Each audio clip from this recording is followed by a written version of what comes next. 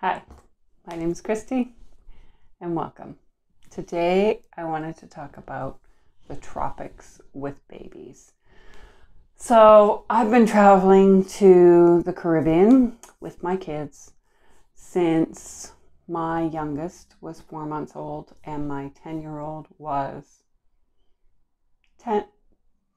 my youngest was 4 months and my 10-year-old now was 10 months, I think, it was 8 months when we went. So I've learned a lot about traveling to the tropics with babies. And so I just want to talk about that. So it can be difficult because it's so hot, especially if you come from a place like I do. I come from Canada, especially northern Canada, and it doesn't get as warm here. So for us, 30 degrees, which is like 86 or 87 degrees Fahrenheit, is like crawl under a tree and hope you die weather. Like, nobody really wants to do anything in that weather. And in the tropics, that's a normal day. And so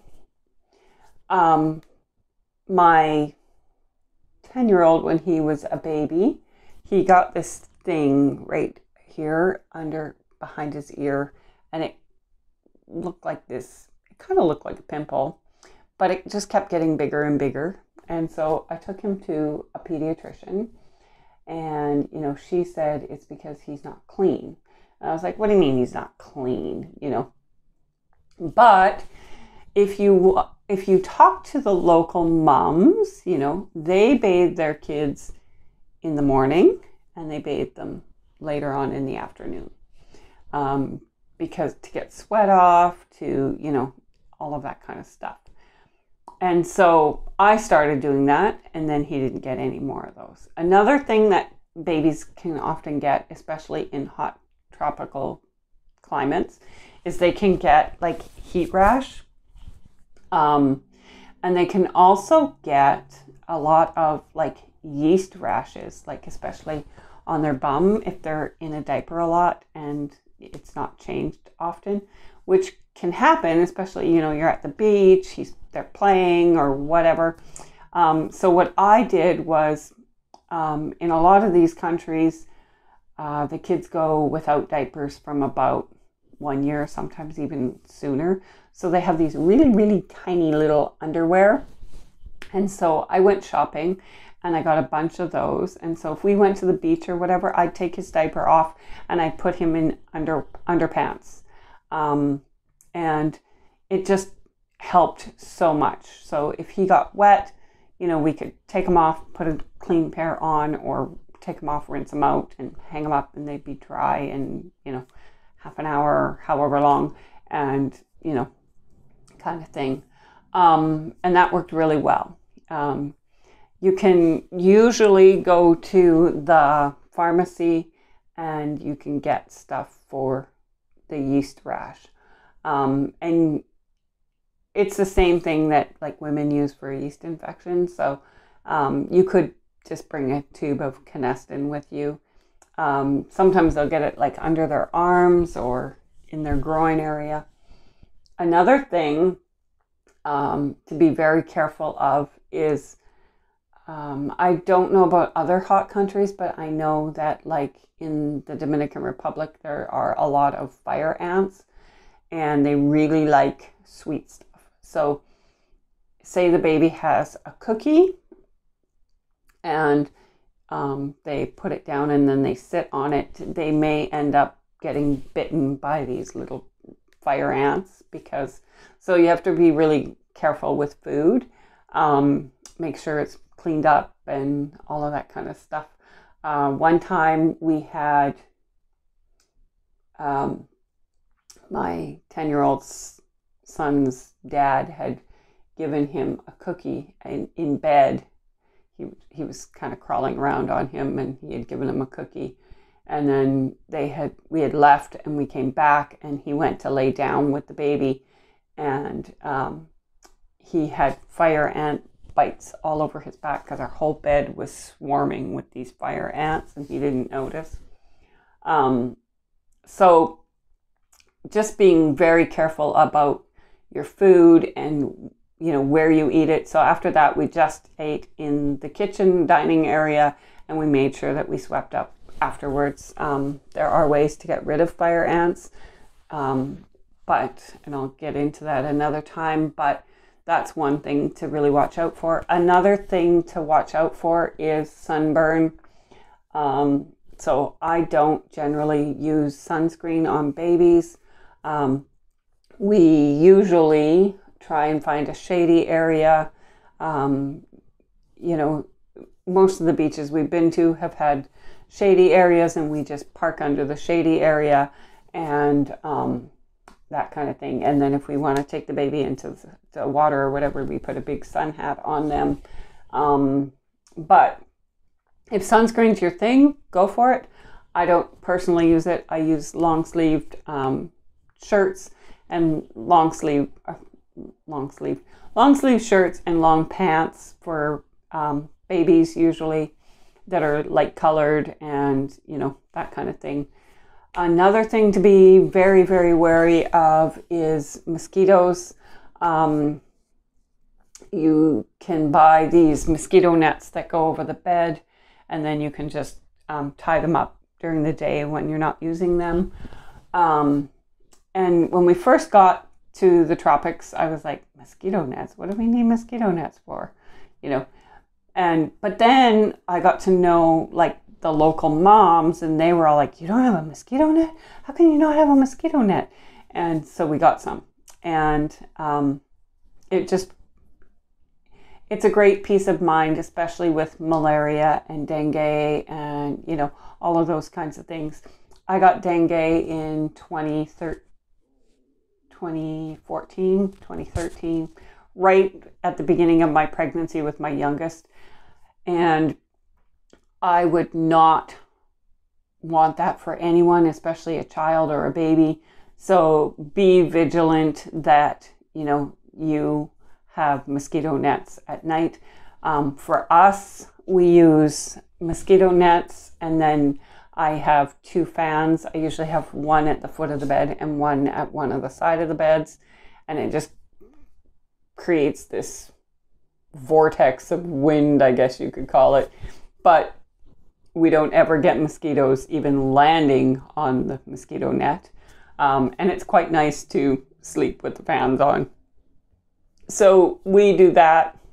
And just, you know, I know a lot of my friends and I baby wear and it's great, but some of the carriers that are geared for North America are not really great for the tropics because it gets so hot in those carriers. One thing that I did was I went to a fabric store and I bought a big long section of swimsuit material and I made myself like a sling kind of thing for while we were at the beach. So I could wear them in the water. That wasn't going to get waterlogged and all of that kind of stuff. You could try finding a baby carrier in a more tropical country like Bali or Thailand or, you know, places like that. I've seen them where they have like fabric mesh on the back so that you can at least get some air in there. I had an ergo and he would get so hot in there that he at one time had heat rash all over his back. And so I stopped using that. I just started like carrying him on my hip. I actually got this carrier thing that had this plastic thing in, so it's like a little ledge that he sat on. And so I used that just to like help support him while I was packing him. But yeah, so there's things to think about, but my most important, I'm going to turn this a little bit, my most important suggestion to you from my experience is to get to know the locals and ask them, because they've always got a solution. They've always got a natural remedy for things. So like my son, he was 11, and he had this heat rash like all over him, and it would not go away. Like, we tried cold baths, we tried powder, we tried like everything that's recommended for heat rash, we tried, and it would not go away. And so my friend Anna, we were over there, and I said, look at this. She said, I don't know what that is, but she took me over to this other lady, an older lady, and she's like, oh, she's like, I know what that is. And so she went walking around outside looking for, I don't know what, and it turned out she was looking for a specific plant, and so she found the leaves, and she asked Anna for a big pot, and she filled it with water. She boiled the leaves in the water, and it was kind of like green after that. And then she put it in a bucket, and she told me, go home, and when you like wash his body with soap and clean water, like, and rinse obviously, and then pour this over him. And you know, and I'm like, okay. And she's like, and don't rinse it. I'm like, okay. So we took the bucket of this green soup kind of thing home, bathed him, and then it reduced it because it was quite bad. And then so she found me the next day, and she's like, I made you some more. And so she made me some more. And then the following day, she brought me this big, huge bucket full of the leaves from that plant. It's called Pinot, I think. Pignon. Anyway, she found the leaves from that, and she put it in a big bucket, and she told me, just keep making the tea every day and bathing him, and within a week it should be gone. And it was gone. And so now when I go places and something pops up because of heat or because of whatever, I usually try and seek out one of the older local ladies, and they usually have a solution for it. And so if it's not too invasive, because sometimes they have ones that are like quite invasive and no thanks. Like the one lady, she brought me this, the kids had a bit of a cough, and they usually, my youngest and my second, like my two youngest now that are at home, quite often when we go somewhere new, they get a little bit of a cough when we get there because, I don't know. Anyway, but within a day or two, it's gone. So anyway, the neighbor lady heard them coughing. We were in this tiny little village. She heard them coughing, so she made this cough syrup. But it was horrible even to smell. And I was like, there's no way my kids are going to take that. Like, I can't even make them take that. But I got a really bad cough, and I took it. I gagged it down. And within 2 or 3 days, I wasn't coughing anymore. So it worked. There was no way my autistic child was going to get that past his lips. So I didn't even force it. But asking the locals for like what you can do for different things will help out as well.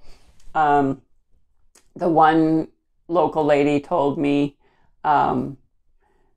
when my oldest that is at home right now, when he was a baby, she told me he can't be in a diaper all the time. He needs to be in underpants. And I was like, what? He's a baby. And she's like, and she's pointing to her groin area. She's like, oh, you know. And basically what she was telling me was if he was in a diaper all the time, he's going to get rashes. He's going to get either heat rash or yeast or something.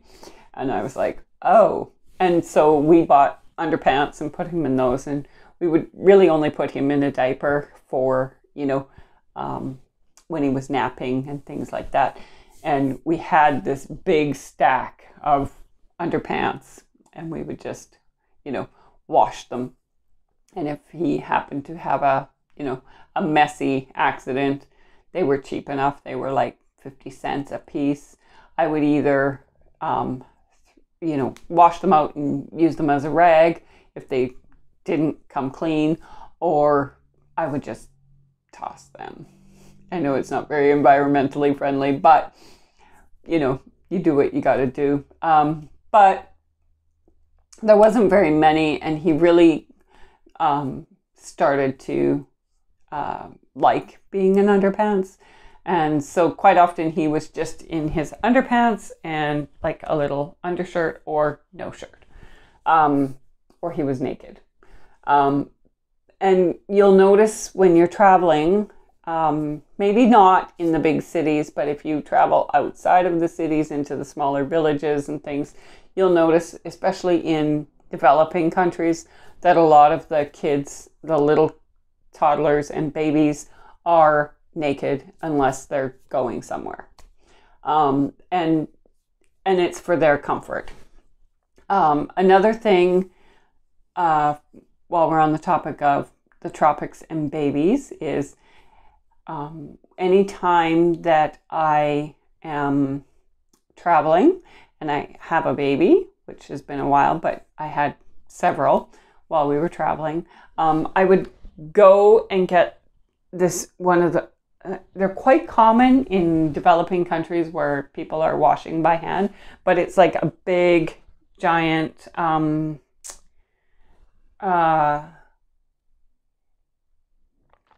it's like a big, giant wash tub. And so I would put that outside, or we had a carport for quite a while. And so I put it out in the carport, put water in it, throw a few toys in, and put him in it. And he could splash and play in this cool water and cool off and get clean. And, you know, and while we were in Mexico, I would just fill a bucket with water, and the boys would play in the water, splashing, dumping it on themselves, in their underpants outside in the courtyard, and quite enjoyed themselves. And quite often there was other children who would join them, and that helped keep them cool in the hot weather. So there's just ways that you can keep them cool, and you know, and make sure that they are hydrated really, really well, whether that be through breastfeeding, whether that be through formula, or if they're old enough, water, things like that. That really helps as well. And really, really, really try to avoid sunburn on a baby. It's a horrible, horrible thing for them to go through. Whether you put them in, you know, long-sleeved, light-colored clothing, or and a hat, or sunscreen, or whatever you feel that you need to do. Sunburn on a baby is horrible, horrible. Please do not allow that to happen. So yeah, those are my suggestions for traveling to tropical destinations with a baby. Watch out for yeast, watch out for bugs, sleep with a mosquito net. What was the other one? Stay hydrated, all of those kind of things. So I hope it was helpful.